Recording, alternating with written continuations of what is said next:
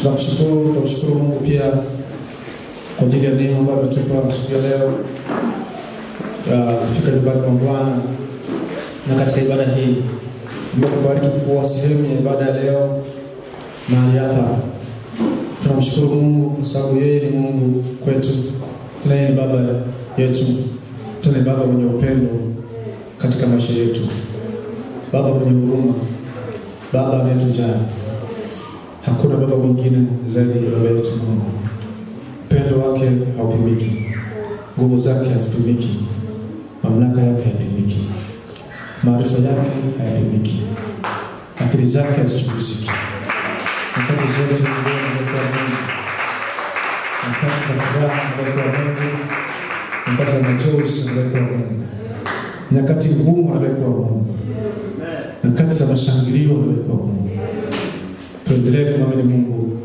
Tuendelee kumpenda Mungu ambaye yeye nyakati zote hamiliki. Haleluya. Na siku ya leo naomba kuhitimisha somo langu la muda mrefu kwa wiki 3 mfululizo. Sasa wiki ya 3 tumejifunza juu ya kutembea katika nguvu za Mungu, upako wa kimungu katika huduma zetu, nguvu za Mungu katika maisha yetu. Tunamshukuru Mungu ametuhudumia na ametufundisha namna gani tutembea katika nguvu zake. Tukitembea katika nguvu za Mungu, tutapo katika maji mengi hawezi kutugarikisha. Tutembee katika nguvu za Mungu, tutembee katika nguvu za Mungu, huduma zetu zitakuwa na matunda. Tukitembea katika nguvu za Mungu, watu watakufahamu Mungu tunayemwabudu. Bwana Yesu asifiwe sana. Tukasema kwamba kutembea katika upako wa Mungu, upako wa kimungu unahitaji neema yake, unahitaji nguvu zake, unahitaji neema yake na uwepo wa Mungu katika maisha yetu. Sisi kama Wakristo tunasema kwamba Yesu ametuokoa ili tutembee maisha ya ushindi. Maisha ya ushindi ambayo yanatokana kumwamini yeye na kutembea katika nguvu zake. Bwana Yesu asifiwe sana. Hatuhitaji kuwa Wakristo wa kawaida. Tunasema hivi kwamba tukakuwa Wakristo ambao shetani anajua viwango vyetu. Tukakuwa Wakristo ambao sio kawaida. Na ili tuwe Wakristo ambao sio kawaida, lazima tutembee katika nguvu za Mungu. Tutembee katika upako wa kimungu. Na tuseme kwamba Mungu ametuokoa, ametuweka nyumbani mwake. Ameweka vitu katika maisha yetu. Ameweka huduma ndani yetu. Na ili hizo huduma zifanikiwe, tunahitaji kuvishwa nguvu zake. Tuone kwamba wanafunzi wake wanasema kwamba msiondoke huko mjini mpaka mtakapovishwa uweza kutoka juu.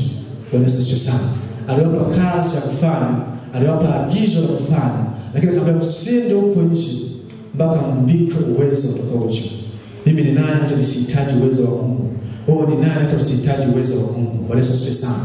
Tunasema kwamba ili tutembee katika nguvu za Mungu, katika upako wa Mungu, na kuna hatua za kufanya na kwa hatua za kuendea. Kuna mambo ya kufanya ya msingi kabisa ili tutembee katika nguvu za Mungu. Jambo la kwanza na muhimu kabisa tunasema kwamba lazima tuwe watakatifu. Bwana asifiwe sana. Tutembee katika utakatifu. Utakatifu ni kujitenga mambo maovu. Utakatifu ni kutengwa kwa ajili ya kazi ya Mungu. Utakatifu ni kuacha mambo yote ambayo yanasababisha uhusiano wetu na Mungu uondoke. Huo ndio utakatifu. Tuliona kwamba wakati Mungu anasema na Yoshua kwamba wana wa Israeli, Mungu anataka kutembea na wazao, Mungu anataka kuongea na wana wa Israeli. Aliambia kwamba Yoshua aliwaambia wana wa Israeli, kesho Bwana atatembea katikati yao. Atenda jambo katika maisha yao, lakini waambie wajitakase. Bwana asifiwe sana. Kwa hiyo Mungu anatamani kutembelea wana wa Israeli, lakini anawaambia jambo la kwanza la msingi ili Mungu atembee katikati yao, ili Mungu aseme kitu katika maisha yao. Akasema kwamba waambie kwamba wajitakase kwa sababu kesho Bwana atatenda jambo katikati yao. Bwana asifiwe sana. Kwa hiyo Mungu asingeweza kuwatembelea wana wa Israeli, asingeweza kuongea nao, asingeweza kufanya mambo ya ajabu katika maisha yao kama wasingejitakasa. Bwana asifiwe sana. Kwa hiyo Mungu ili atembee katika maisha yako, unatamani utembee katika maisha ya utakatifu. Tubu dhambi, ishi maisha mtakatifu, acha njia mbaya. Akasema kwamba tujitenge na uchafu wa kiroho na uchafu wa kimwili. Bwana Yesu asifiwe sana. Hilo ni jukumu lako wewe mwenyewe, uishi maisha mtakatifu. Lakini tukisema kwamba huduma zetu sio huduma za matunda, tutembee katika nguvu za Mungu, lazima tuwe na maono ya kimungu katika huduma za Mungu atupa. Ni dhahiri Mungu ameweka kitu katika maisha yako. Unawaza nini juu ya kile ambacho Mungu ameweka ndani yako? Una maono gani katika utumwa ambao Mungu amekupa? Kwa lazima tuwe na maono. Tunakuelewa kwamba Biblia inasema kwamba pasipo maono watu waacha kujizuia. Amen. Pasipo maono watu waacha kujizuia. Huwezi kujizuia na uchafu kama una maono ya kutumikia Mungu.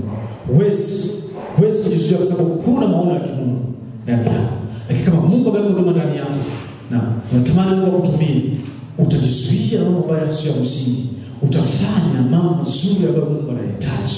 Bwana Yesu asifiwe sana. Kwa kama unaona kumtumikia Mungu, kuishi maisha matakatifu, pia kuwa na maono ya Mungu, lazima utajizuia kufanya mambo ambayo hayatakiwi katika maisha ya Kristo. Bwana Yesu asifiwe sana. Jambo la tatu sio kwamba ili tutembee katika nguvu za Mungu, lazima tuwe na ufahamu wa kimungu. Tufahamu Mungu wetu tunayemtumikia. Tufahamu Mungu aliyetuita. Tufahamu Mungu ambaye ametupa hizo huduma. Watu wengi wameangukia kufanya huduma vibaya kwa sababu hawajua Mungu, hawajafahamu Mungu vizuri. Wametumia zile huduma kama viboko vya kuwachapia wengine au kumrudishia wengine, lakini huduma zote ambazo Mungu ametupa anataka ziwafai watu, anataka ziwafai mataifa, anataka ziwafai na Mungu mwenyewe. Kwa lazima tuwe na ufahamu wa kutosha. Kwa sababu lazima tuinvest, tuwekeze katika kumtafuta Mungu, tujiwekeze katika kumfahamu Mungu, kusoma neno la Mungu. Tukisema kwa muda gani tunatumia katika kusoma neno Biblia na kufahamu Mungu. Haleluya. Haleluya. Hatuwezi kutumikia Mungu kama hatujamjua Mungu vizuri, hatujamuelewa Mungu vizuri, hata hatujajua siri zake. Sisi, Biblia inasema sisi ni mawakili wa siri za Mungu. Kwa hiyo Mungu anatamani kuwekeza siri katika maisha yetu. Je, tunafanya bidii katika kumfahamu yeye? Tunafanya bidii katika kufahamu nguvu zake, kufahamu yale Mungu anataka tuyafanye, tufahamu uelekeo wa kimungu katika maisha yetu. Bwana Yesu asifiwe sana. Haleluya. Hilo ni jambo la tatu. Jambo la nne, tunasema kwamba lazima tutembee katika imani. Tutembee katika nini? Katika imani. Tutakuwa watakatifu. Tutakuwa na maono ya kimungu. Tutakuwa na ufahamu wa kimungu. Bila imani hatuwezi kutumikia Mungu vizuri. Hatuwezi kufanya huduma vizuri. Hatuwezi kuhubiri watu kwa kujua Yesu Kristo. Hatuwezi bila imani. Tukasema kwamba Biblia inasema kwamba na ishara hizi zitafuatana na wale wafanyaje? Waaminio. Kwa pepo, kwa jina langu watatoa pepo, wakemea magonjwa. Kwa sababu nini? Wana imani. Kwa hiyo Mungu anatamani tutembee katika imani. Hataki hofu. Nilisema kwamba hofu ni silaha kubwa ambayo Shetani anatumia kuondoa nguvu za Mungu katika maisha yetu. Tukiingiza hofu na mashaka, huwezi kutumikia Mungu vizuri. Kwa hiyo tunasema kwamba na ishara hizi zitafuatana na hao waaminio. Kwa hiyo ili uwe mtumishi mzuri wa Mungu, utembee katika nguvu za Mungu, unatamani Mungu anatamani utembee katika imani. Haleluya. Ishara na miujiza itaambatana na wewe katika huduma unayoifanya. Bwana Yesu asifiwe sana. Leo hii tunataka kumalizia mambo matatu ambayo ni ya msingi kabisa. Jambo la tano ni kufanya kwa vitendo. Au ili tutembee katika nguvu za Mungu, kwa na upako wa Mungu, natamani kutembea katika vitendo au utekelezaji. Ni dhahiri kabisa Mungu wakati mwingine anatuinstruct, anatupa maelekezo ya kufanya, anasema na sisi, anaongea na sisi, anaweka mzigo ndani yetu. Zikana wakati tunaingia katika mzigo wa kuomba au kuchukua hatua ya kuomba Mungu, lakini hatuchukui hatua ya kuondoka kwenda kufanya kwa vitendo. Bwana Yesu asifiwe sana. Haleluya. Amen. Haleluya. Ni dhahiri kabisa Mungu anaweka kitu ndani yako na una mzigo mkubwa kumtumikia Mungu, lakini hauchukui hatua ya kufanya. Hauchukui hatua kwa vitendo. Hausiki katika kutenda. Inakuwa ni kazi bure. Bwana Yesu asifiwe sana. Bwana Yesu asifiwe sana. Katika kuangalia hatua, tutaangalia mtumishi wa Mungu Nehemia. Nehemia ni mtumishi wa Mungu ambaye anasikia habari mbaya juu ya watu wake.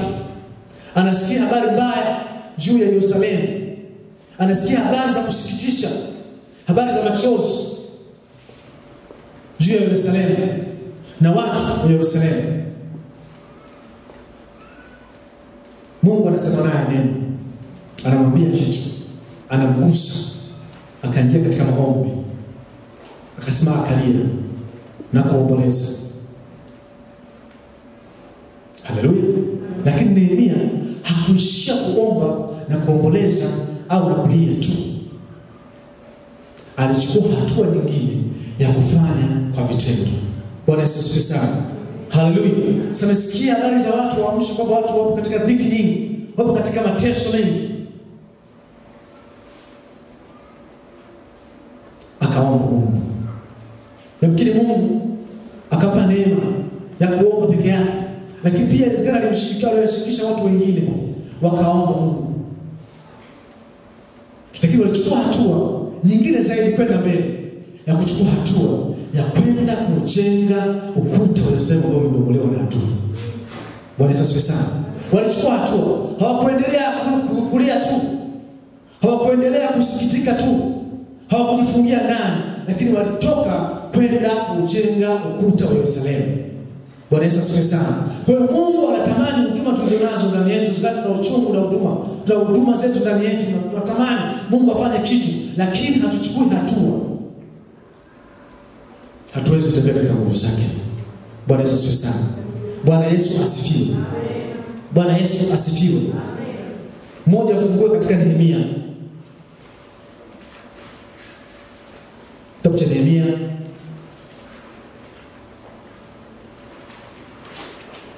sura ya kwanza.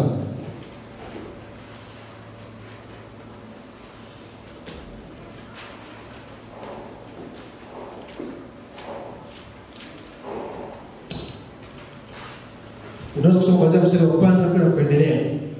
Lakini nataka tuangalie namna gani Nehemia mtumishi wa Mungu, Mungu ameweka kitu ndani yake, amempa mzigo ndani yake, na alichofanya nini?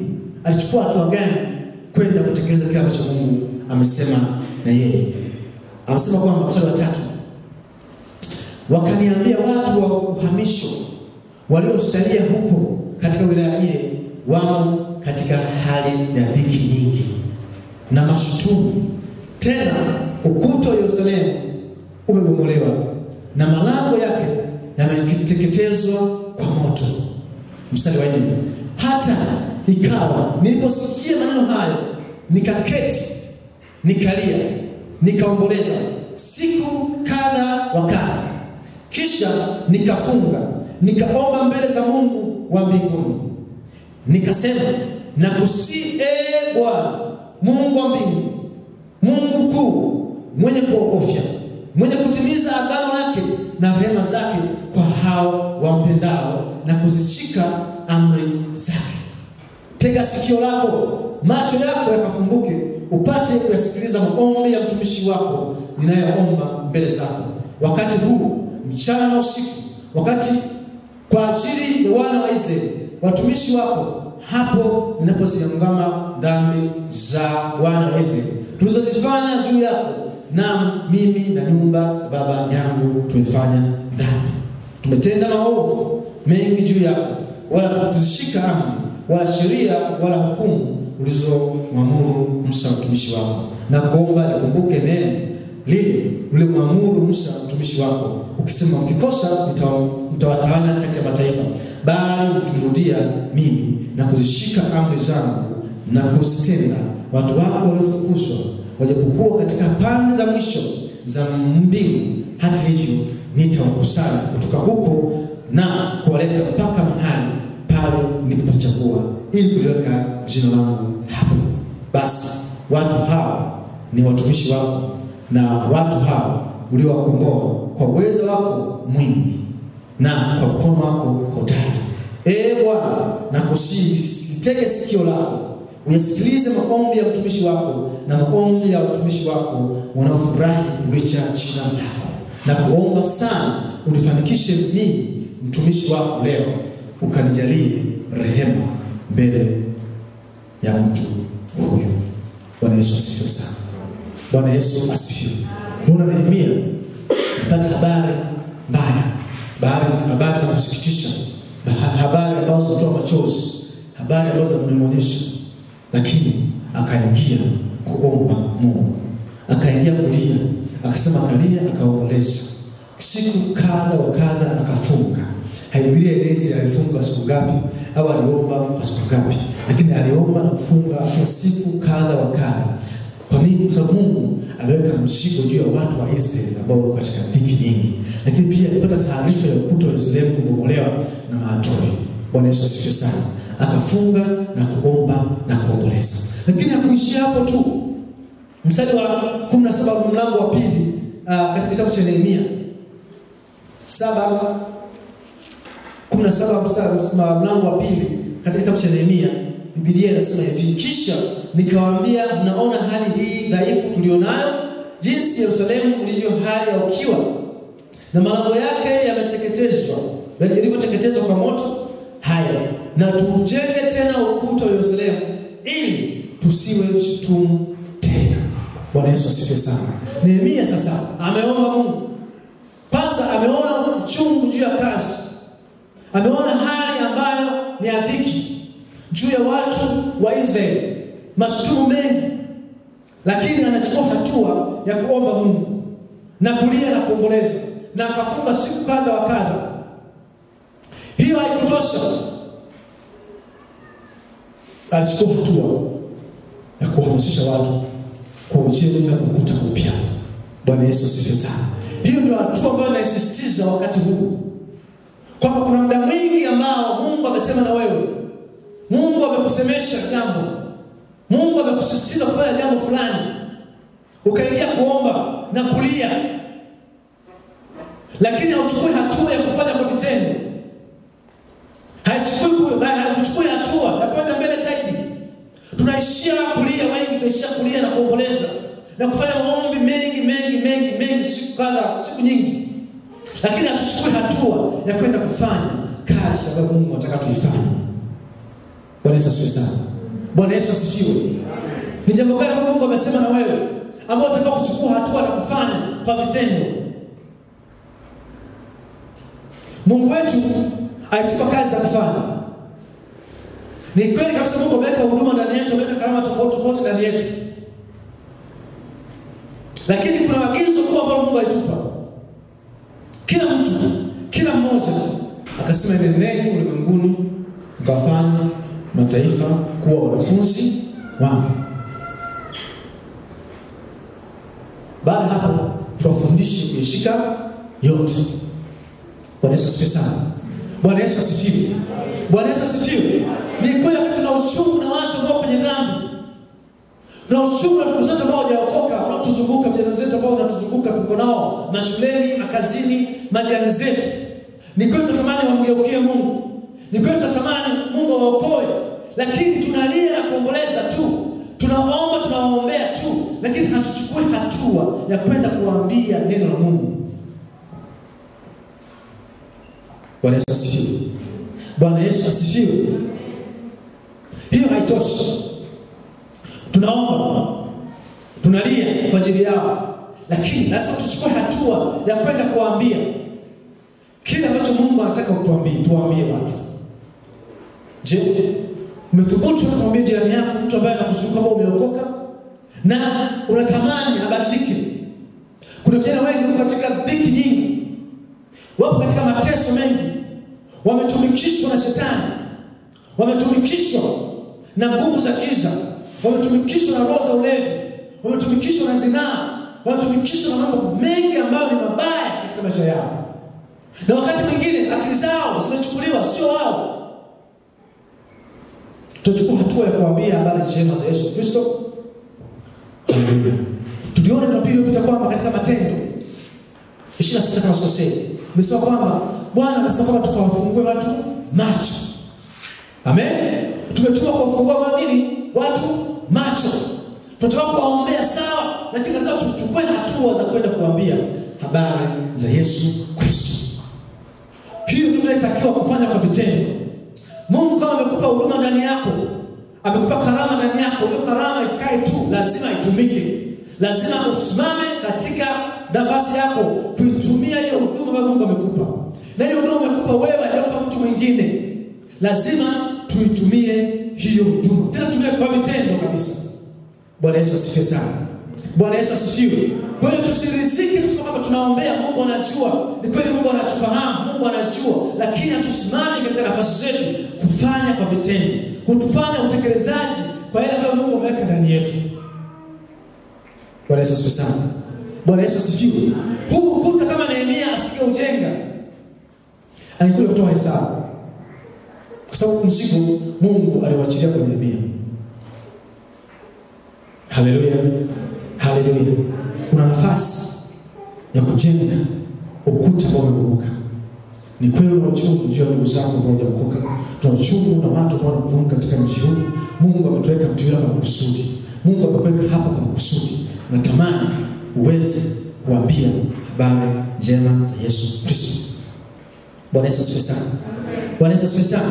Kwa hiyo tuangalie Nehemia alivyokuwa. Nehemia alifanya, alikuwa na uchungu kweli, alisikia habari mbaya, lakini aliomba Mungu. Lakini mwisho wake alichukua hatua ya kwenda kujenga ukuta. Alihamasisha watu. Na ukiendelea kusoma katika kitabu cha Nehemia kitakufundisha kwamba wakati anaendelea kujenga kuna vita kubwa iliinuka katikati yake. Na watu ambao wanajenga ule ukuta walipigwa vita nyingi za maneno na za vitendo vingine. Haleluya. Hawakuridhika kwamba wametukana kweli, wakati tamaa, lakini wakati mwingine walisimama kujenga ukuta, walishika na silaha, huku wameshika vyombo vya kujengea ukuta, wanajenga ukuta, lakini huku wameshika silaha katika mikono yao. Maana walidhamiria kupigana na adui, kwamba ukuta tutaujenga kwa namna yoyote ile.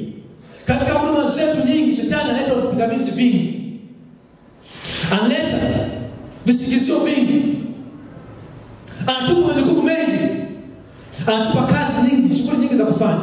Ni kweli kabisa tuna shughuli nyingi na sababu nyingi kabisa za kujitetea, lakini Nehemia hakuona sababu hizo zote. Mungu anatamani uchukue hatua. Haleluya. Mungu anataka tuchukue hatua. Mungu anataka wanaume na wanawake ambao wanaingia katika matendo. Wanawake na wanaume ambao wanathubutu, vijana wa kike na wa kiume ambao wanachukua hatua. Na shetani anaogopa sana watu wanaochukua hatua. Tunaweza tukaongea sana, naomba sana, lakini tuchukue hatua. Shetani anatuweza hapo. Bwana Yesu asifiwe sana. Bwana Yesu asifiwe. Bwana Yesu asifiwe. Na Mungu hapendi watu wavivu. Ni kweli Mungu ameweka huduma ndani yako, lakini ni mvivu katika kutekeleza huduma ambayo Mungu amekupa. Ni mvivu katika kuomba. Ni mvivu katika ibada. Ni mvivu katika kuambia watu habari njema za Yesu Kristo. Ni mvivu. Kama watu wamesema kwamba asifanya kazi na asili, naona kwamba sisi pia tukiwa wavivu katika ufalme wa Mungu, tukiwa wavivu kufanya kazi ya Mungu, tusitegemee kama tutapokea mavuno makubwa, kama tulivyoamini mwaka kwamba ni mwaka wa neema na mavuno makubwa. Mavuno makubwa hayawezi kuja kama ni wavivu wa kutoka nje na kuhubiri habari njema za Yesu Kristo, ya kushuhudia watu, wa kuambia watu habari ya upendo wa Mungu, wa kuambia watu habari za neema za Mungu. Hatuwezi, na pia hawezi kumpokea Yesu Kristo, hawezi kugeuka kama hatuchukui hatua ya kwenda kuambia habari njema. Bwana Yesu asifiwe sana. Kwa watu wavivu always ni watu ambao watashinda na njaa, hana chakula. Kwa sisi kama Wakristo tunaikataa roho ya uvivu, roho ya kujihurumia, roho ambayo inatufanya sasa tukae tu tunalia na kuomboleza, lakini hatuchukui hatua ya kwenda kuwafikia watu na kufikia ulimwengu. Bwana asifiwe sana. Wengine mpaka tuna majirani zetu lakini hawachukui. Hatujawathubutu kuambia neema ya Mungu ambaye imefunua katika maisha yetu. Bwana asifiwe sana. Haleluya. Haleluya. Lazima uwe na moyo mkuu. Mungu alimwambia Joshua, uwe na moyo mkuu. Hawezi kuingia katika vitendo kama huna moyo mkuu. Nehemia asingeingia kujenga ukuta wa Yerusalemu kama asingekuwa na moyo mkuu, kama hofu ilitangulia mbele yake. Sema maadui walikuwepo na wengine walimdhihaki kwa maneno kwamba ukuta mnaojenga huu ni ukuta dhaifu, sababu hata kama mbweha mbweha akipanda juu ya ukuta utafanya utaanguka. Bwana Yesu asifiwe sana. Bwana Yesu asifiwe. Bwana Yesu asifiwe. Je, unatamani kuingia katika vitendo? Uingie kufanya kazi. Uingie kuitumia huduma yako. Mungu ameweka power ndani yako, ameweka huduma ndani yako. Huduma ndani yako ya kuomba na kuomboleza. Huduma ya ibada ndani yako. Huduma ya sifa ndani yako. Huduma ya uinjilisti ndani yako. Ameweka ndani yako. Je, unachukua hatua ya kufanya? Au unahitaji barua ya kukuomba uingie kufanya kazi? Unataka kubembelezwa? Unatamani kila siku upigiwe simu au usisitizwe kuifanya huduma Mungu amekupa ndani yako? Mungu atusaidie. Mungu atusaidie. Bwana Yesu asifiwe sana. Hatua ya 6 ambayo tunataka tuifanye ili tuweze kutembea katika nguvu za Mungu, kutembea katika upako wa kimungu katika huduma zetu, lazima tuwe na maombi ya kufunga. Tuwe na maombi endelevu katika maisha yetu. Sisi ni makuhani. Wewe ni kuhani. Na kuhani tunawajibika kusababisha moto katika madhabahu zetu uendelee kuwaka daima, usizimike. Wewe kama kuhani unawajibika kusababisha moto uendelee kuwaka katika madhabahu na usizimike daima. Na huo moto ambao tunausema hapa ni moto wa maombi. Bwana Yesu sana. Ni maombi. Maombi ndio yanasababisha moto wa Mungu uendelee kuwaka ndani yako. Moto wa Mungu uendelee kuwaka katika huduma zetu. Moto wa Mungu uendelee kuwaka katika kanisa lake. Bwana Yesu asifiwe sana. Bwana Yesu asifiwe sana.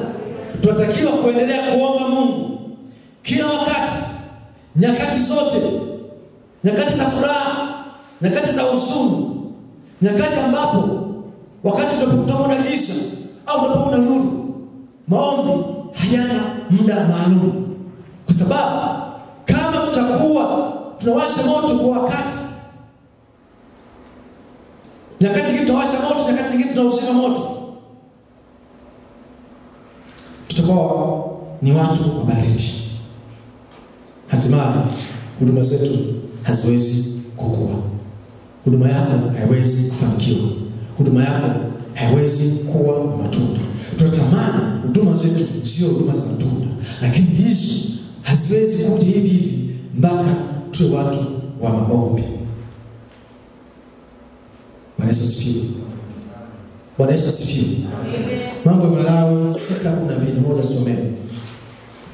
Walawi 6:12.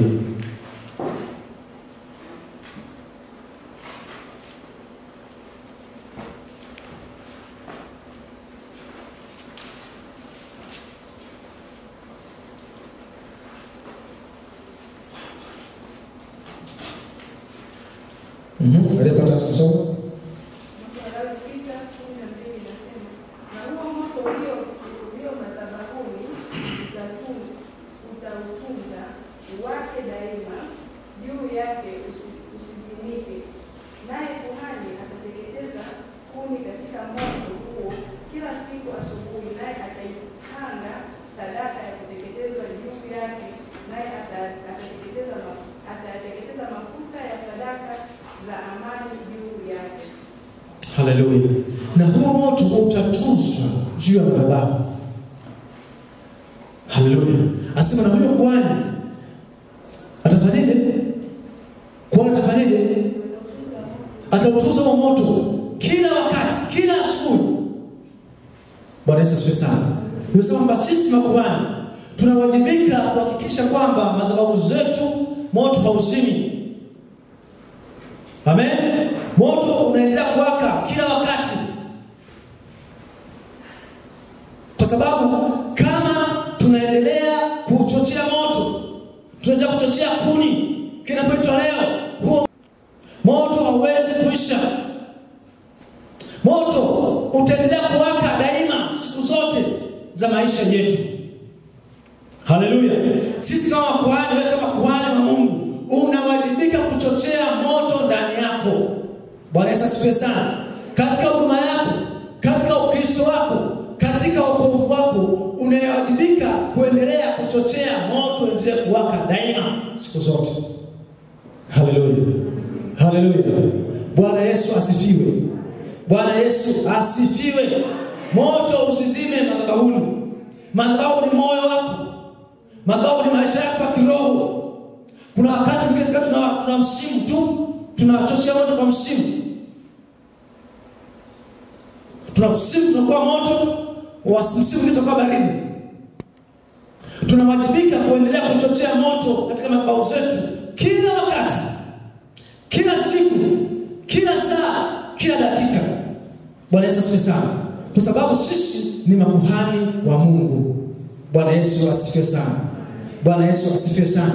Nitolea mfano kwamba kama unapika, una jiko lako, hasa majiko yetu ya mkaa au majiko yetu ya moto, tunapika. Unaweza kupika baada ya kuipoa chakula chako unaasha moto pale. Usimaliza kazi yako kupika. Si ndio? Unaacha moto pale. Kesho utakuta moto fani umeshazimika. Zamani sisi wakati tunakuwa tunaona tunapikiwa katika majiko ya mafigo matatu, si ndio? Kuni zinachochewa moto. Unaacha pale asubuhi moto mzuri kabisa, mwingi kabisa. Lakini unafuga mbwa. Si ndio? Mbwa yule kama kuna baridi kama kipindi hiki, atamani joto, utaingia jikoni, atakaa pembeni ya jiko. Moto unaweza kupungua, anafanya nini? Anasogea. Moto unapokata kabisa, kesho yake asubuhi unakuta yule mbwa amekaa katikati ya ile majiko, sio? Katikati ya ile jiko lako. Kwa sababu gani? Sababu moto fanya nini? Umezimika. Moto haupo. Bwana Yesu asifiwe. Bwana Yesu asifiwe. Bwana Yesu asifiwe. Kwa tunaelewa vizuri. Kwa hiyo wakati maisha yetu ya kiroho pia, tunapokuwa tuna moto ndani yetu, kuna mambo machafu yatusogelee. Shetani atusogelee, sababu tunafanya nini? Moto unawaka ndani yetu. Nguvu za Mungu ziko ndani yetu. Mamlaka ziko ndani yetu. Tunapokuwa tunajisahau, hatuendelee kupigana vita, hatuombi, tumeridhika, ule moto unazima. Na moto ukizima, shetani anakaribisha majeshi yake ndani ya maisha yako, ndani ya maisha yetu, ndani ya kanisa. Tunahitaji kuendelea kuwasha moto kila wakati. Bwana Yesu asifiwe sana. Haleluya. Tunaambia na huo moto usizimike. Haleluya. Usizimike. Tuendelee kuwasha moto. Na moto unawaka kupitia maombi. Maombi ya kufunga na kuomba.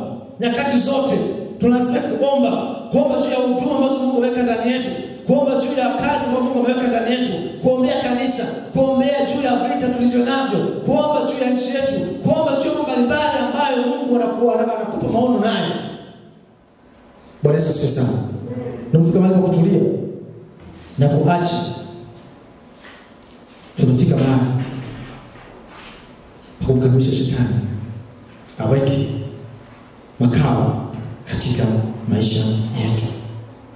Bwana Yesu asifiwe sana. Bwana Yesu asifiwe sana. Huduma yako, maisha yako ya kiroho inahitaji moto wa kimungu. Inahitaji upako wa kimungu. Maisha yetu popote tunapokuwepo, tunatamani kuendelea kuwa na moto ndani yetu. Tunapokuwepo kazini, moto uko ndani yetu. Tunapokuwa shuleni, moto katikati yetu. Tunapokuwepo kwenye kazi zetu, kwenye biashara zetu, tunapokuwa na marafiki zetu, moto utakuwa ndani yetu. Hatuwezi kuwashuhudia watu, hatuwezi kuambia watu mambo mengine yote kama kuna moto ndani yetu. Moto utatusukuma kufanya kazi. Moto ule utatufanya tuendelee kukataa dhambi, kukataa maisha machafu ndani yetu. Bwana Yesu asifiwe sana. Bwana Yesu asifiwe sana. Lazima tujue kwamba sisi tunapigana vita ya kiroho. Haleluya. Vita vya kiroho. Vita vyetu sio juu ya damu na nini? Na nyama. Ni vita vya kiroho. Tunasoma katika Efeso 12. Kuanzia 10. Sisi silaha zetu zina nguvu. Bwana asifiwe sana. Na silaha yetu ni silaha ambazo Bwana mwenyewe anatupa nguvu za kuweza kupigana. Haleluya. Kupigana juu ya wafalme, wapepo wabaya, wafalme wa giza, nguvu za giza na mamlaka za kiroho ambazo zinapigana na maisha yetu, zinapigana kanisa la Mungu, zinapigana huduma zetu. Kwa hiyo ili tuendelee kupigana na kufanya kazi iliyo njema, tunahitaji kuendeleza moto wa maombi ili moto usimike ndani yetu. Haleluya. Haleluya.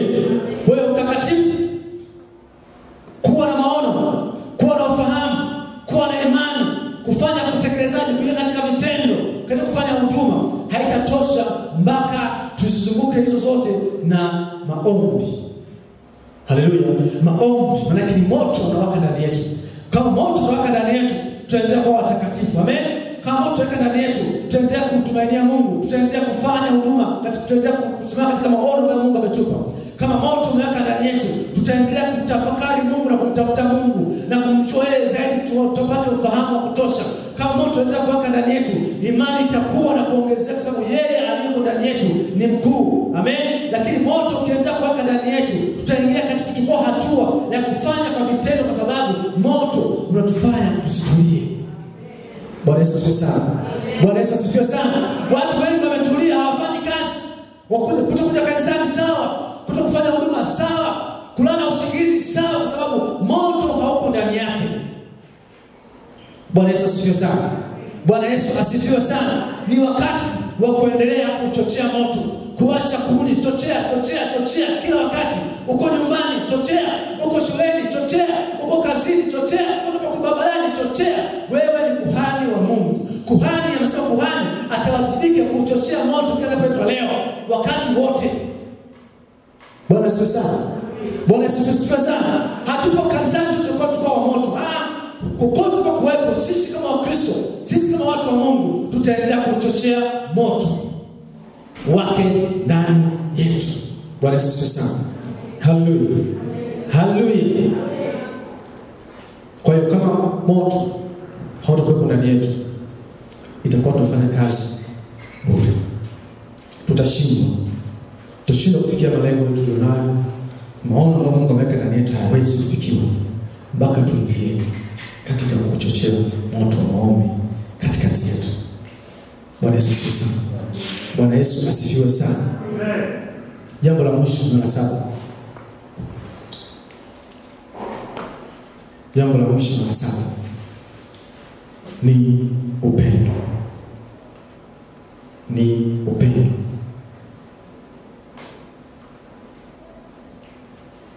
Nimeongea hatua zote 6. Hatua ya kwanza mpaka ya 6. Hizo zote hatuwezi kuzifanya kama hatuna upendo wa kimungu ndani yetu. Upendo unatusukuma kufanya hizo hatua zote. Ukimpenda Mungu vizuri, utaingia katika kutafuta Mungu. Ukimpenda Mungu vizuri, utatamani kuishi maisha matakatifu kwa sababu Mungu ni mtakatifu. Amen. Ukimpenda Mungu, hutakubali uchafu katika maisha yako ya kiroho. Ukimpenda Mungu, utakuwa mtakatifu. Kwa hatua ya kwanza tuliyosema, lazima tuwe nini? Watakatifu. Kama umpendi Mungu, utaishi maisha machafu. Kama umpendi Mungu, huwezi kuwa na maono. Na tukisema ya kwamba pasipo maono watu waache kujizuia. Ina maana kama usipompenda Mungu, huwezi kujizuia na lolote. Huwezi kujizuia na maisha machafu. Huwezi kujizuia kukaa bure. Utafanya kazi ya Mungu kwa sababu maono yanatufanya tuingie katika vitendo. Lakini pia ukimpenda Mungu, utatamani kuchimba zaidi kufahamu Mungu vizuri. Kuifahamu kweli yake. Kufahamu mapenzi yake katika maisha yetu. Tufahamu nini Mungu anataka na nini Mungu hataki katika maisha yetu. Tunapompenda Mungu, Tunatamani tumjue zaidi, tumuelewe zaidi.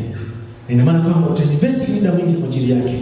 Utasoma neno la Mungu, utaingia katika maombi, utafanya vitu vingi ambavyo vitakufanya sasa Mungu wako na ufahamu Mungu vizuri. Utapata elimu ya kimungu na kuendelea kumfahamu Mungu kila ninapotolea. Ukimpenda Mungu, utamtumainia yeye. Utatembea katika imani. Tunasema kwamba ishara hizi zinafuatana wale wafanye waaminiwa. Ukimpenda Mungu, utamtumainia yeye, utamwamini yeye. Lakini pia ukimpenda Mungu, utachukua hatua ya kwenda kufanya vile ambavyo Mungu amekuelekeza kufanya katika maisha yako. Ukipenda Mungu, utachukua hatua ya kutimiza agizo ambalo Mungu amekupa. Ukipenda Mungu, utaingia katika kufanya kazi yake kama Nehemia alivyo. Alipenda Mungu, akaingia hatua ya kupenda kwenda kujenga ukuta wa Yerusalemu. Aliwapenda ndugu zake, alipenda Yerusalemu, ndio maana akaingia katika kufanya kwa vitendo. Ukimpenda Mungu, utaendelea kuomba kinapotolea. Utaendelea kuchochea yale ambayo Mungu ameweka ndani yako.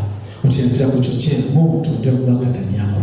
Ukimpenda Mungu, utaomba kinapotolea. Moto wa Mungu hautazimika ndani yako. Bwana asifiwe sana. Kwa hiyo upendo unazungushia hizi hatua zote tulizojifunza hapa. Fanya kwa upendo. Mtumikie Mungu kwa upendo. Omba Mungu kwa upendo kwa sababu unampenda Mungu. Mtumikie Mungu kwa sababu unampenda yeye. Usimtumikie Mungu kwa sababu umelazimishwa au unataka kuuliza kwa nini unamtumikia Mungu au kwa nini unafanya. Ukimpenda Mungu, utakuwa na ibada naye kila wakati. Bwana Yesu asifiwe sana. Bwana Yesu asifiwe sana. Haleluya. Haleluya. Soma katika Korinto wa kwanza 13.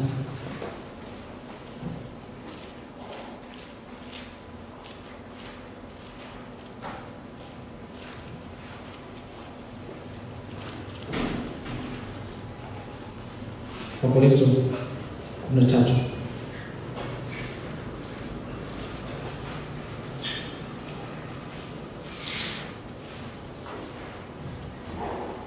Soma mstari wa kwanza mpaka 7. Soma.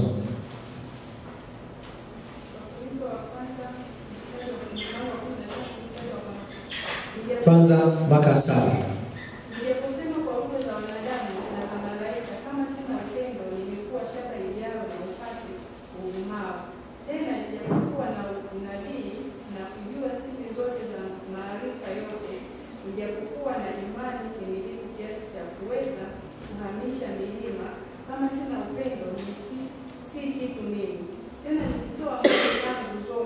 kuwalisha masikini na nikijitoa mwili wangu niukue moto, kama sina upendo hainifaidi kitu.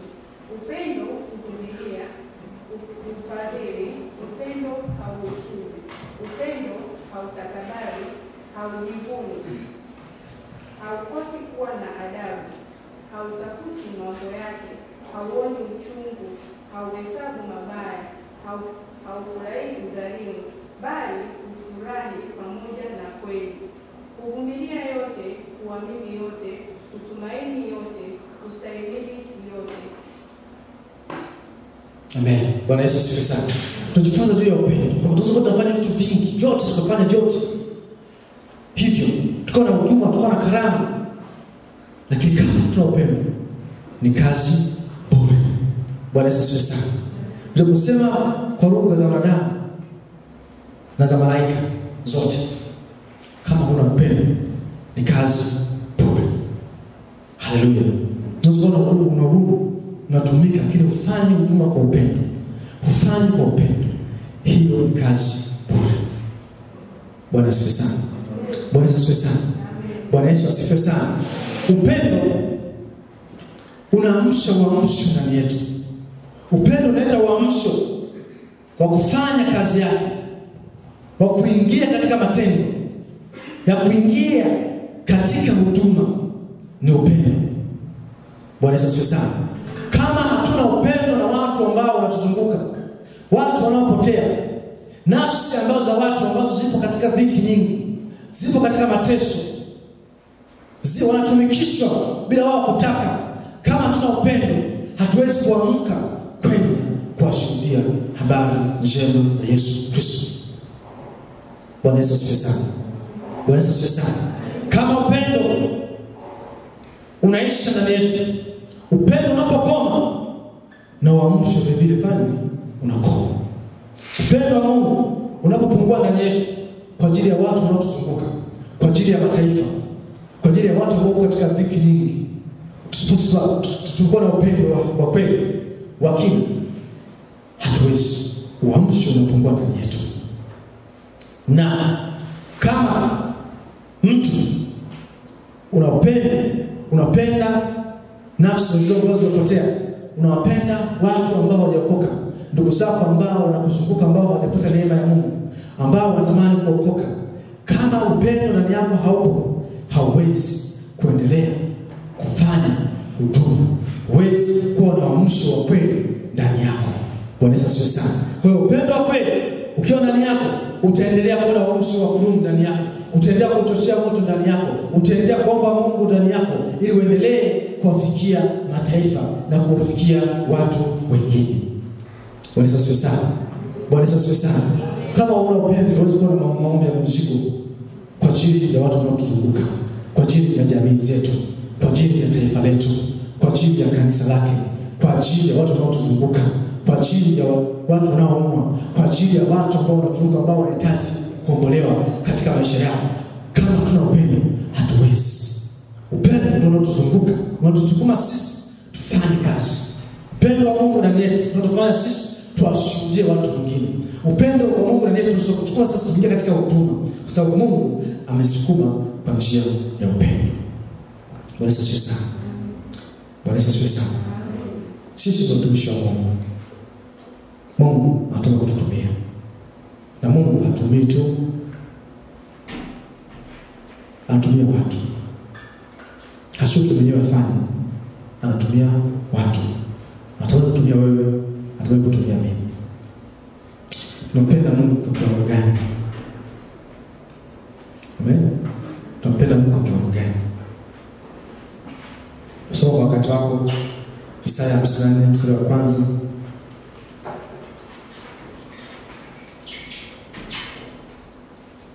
Mpaka 17. Isaya 54 utasoma kwa wakati wako.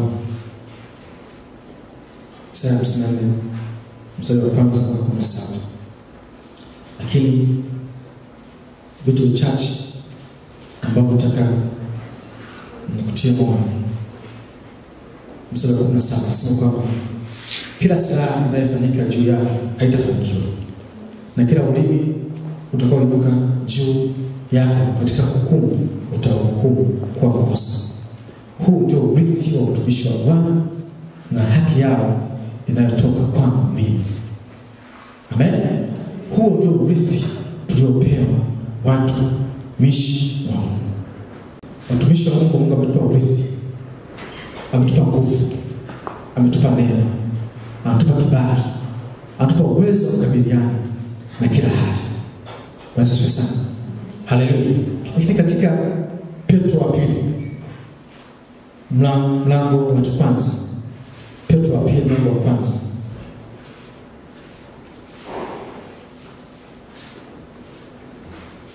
mstari wa 3 hadi 12 tusome. Hii mstari mchache nasema kwamba Petro wa pili mstari wa mlango wa kwanza 3:11, kwa kuwa uwezo wake na ukuu na uungu umetukirimia vitu vyote vipasavyo uzima na utaua, kwa kumjua yeye aliyetuita kwa utukufu wake na wema wake mwenyewe. Tena kwa hayo ametukirimia ahadi kubwa mno na thamani, ili kwamba kwa hizo upate kuwa washirika wa tabia ya Mungu, mkiokolewa na uharibifu uliomo ndani duniani kwa sababu ya tamaa. Na sababu hiyo mkajitahidi sana kwa upande wenu, katika imani yenu tieni na wema, na katika wema wenu na maarifa, na katika maarifa yenu kiasi, na katika kiasi chenu saburi, na katika saburi yenu utaua, na katika utaua wenu upendano wa ndugu, na katika upendano wa ndugu upendo. Maana mambo hayo yakiwa kwenu na kujaa tele, yawafanye ninyi kuwa si wavivu, wala si watu wasio na matunda, kwa kumjua Bwana wetu Yesu Kristo. Maana yeye asiyekuwa na hayo ni kipofu, hawezi kuona vitu vilivyo mbali, amesahau kule kutakaswa dhambi zake za zamani. Kwa hiyo ndugu, jitahidini zaidi kufanya imara kuitwa kwenu na uteule wenu, maana mkitenda hayo hamjajikwaa kamwe. Maana hivi mtaruzukiwa na ukarimu wa kuingia katika ufalme wa milele wa Bwana wetu Mwokozi wetu Yesu Kristo. Bwana asifiwe sana. Sisi tumeruzukiwa tabia ya uungu. Amen. Tabia ya Mungu. Tabia ya Mungu. Tumekirimiwa vitu vyote vya uzima na utaua. Bwana asifiwe sana. Lakini yote nasema kupendana. Katika yote ni upendo. Katika yote ni upendo. Bwana asifiwe sana. Lakini lazima tuwe watu wa matunda. Kama sio wavivu, wala si watu wasio na matunda, kwa kumjua Bwana wetu Yesu Kristo. Tumemjua Bwana katikati yetu. Tumemjua Yesu Kristo katikati yetu. Bwana anatamani tuwe watu wa matunda. Anatamani tunataka tuwe watu wa matendo. Kuingia katika kuchukua hatua, tuingie katika vitendo zaidi. Mkitenda hayo, Biblia inasema kwamba tutakuwa na vitu vyote tupasavyo uzima na utaua. Bwana Yesu asifiwe sana. Bwana Yesu asifiwe sana. Lakini katika kitabu hicho cha Petro wa kwanza 4:7-11, Petro wa kwanza 4:7-11, inasema hivi: lakini mwisho wa mambo yote umekaribia. Basi iweni na akili, mkeshe katika sala. Zaidi ya yote iweni na juhudi nyingi katika kupendana, kwa sababu kupendana hustiri wingi wa dhambi. Mkaribishane ninyi kwa ninyi pasipo manunguniko, kila mmoja kwa kadri alivyoipokea karama, itumieni kwa kuhudumiana kama mawakili wema wa neema mbalimbali za Mungu. Mtu akisema na aseme kama mausia ya Mungu, mtu akihudumu na hudumu kwa nguvu anazojaliwa na Mungu, ili Mungu atukuzwe katika mambo yote kwa Yesu Kristo. Utukufu na uwezo una yeye hata milele na milele. Bwana Yesu sana. Kila mtu alipokea karama, kila mmoja aitumie katika kuhudumiana kama mawakili wa neema mbalimbali za Mungu. Mungu amekuweka hapa kwa kusudi. Mungu ameachilia neema kwako tofauti na mtu mwingine. Kwa lazima usimame katika nafasi yako kutumia hiyo neema ambayo Mungu amekupa. Simama kwa bidii. Simama katika upendo. Fanya kazi kwa upendo. Fanya huduma kwa upendo. Fanya kwa upendo. Na Mungu anaweza kukubariki na kukuinua zaidi. Lengo la somo hili ni kutaka sote tunasimama katika huduma. Kila mmoja asimame katika huduma yake. Uamsho uingie ndani yako. Uamsho wenye nguvu. Uamsho ambao ni wa kuendelea. Uamsho ambao unachochea nguvu za Mungu ndani yetu. Kanisa tunataka tuendelee kuchochea nguvu za Mungu ndani yetu. Kuna mtu mmoja alikuwa anafanya utafiti akaona kwamba kwa nini uamsho unakuwa wa msingi. Kuna watu wanasema tu kwenye uamsho, baada ya siku chache uamsho unaondoka. Kwa nini? Akajaribu kufanya utafiti.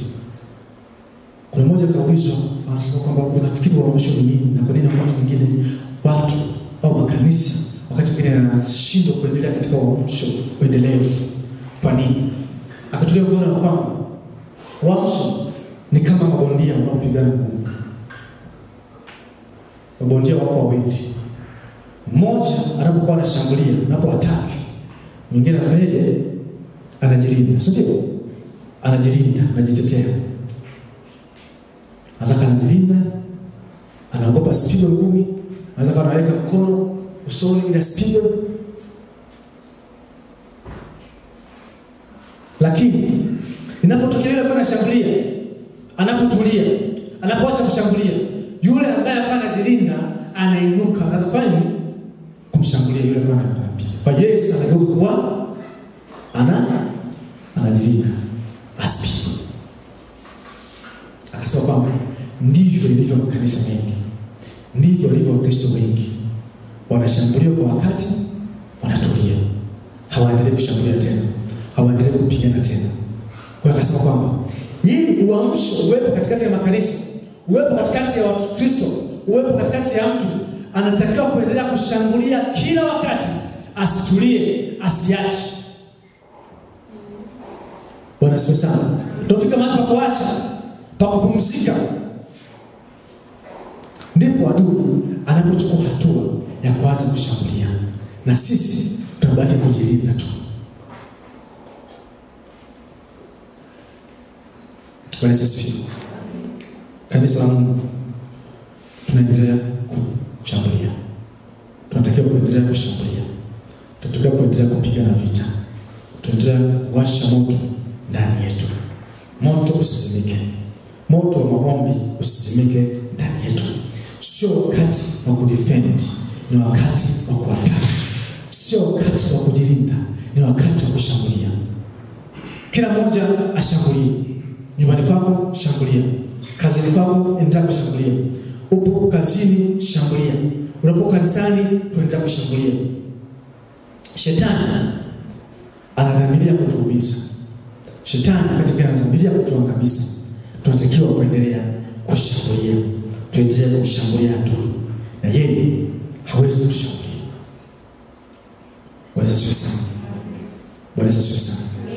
Je, unashambulia au umetulia? Umekaa? Moto ndani yako ukoje? Kuna majivu au kuna moto unaendelea kuwaka ndani yako? Maisha yako ya roho yakoje? Kuna moto ndani yako au tubeke watu?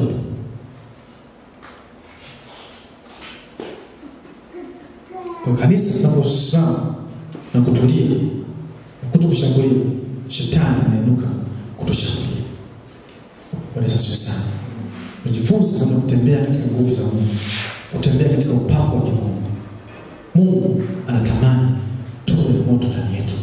Huduma zetu sio huduma za matunda. Kanisa lake ndio kanisa lenye matunda.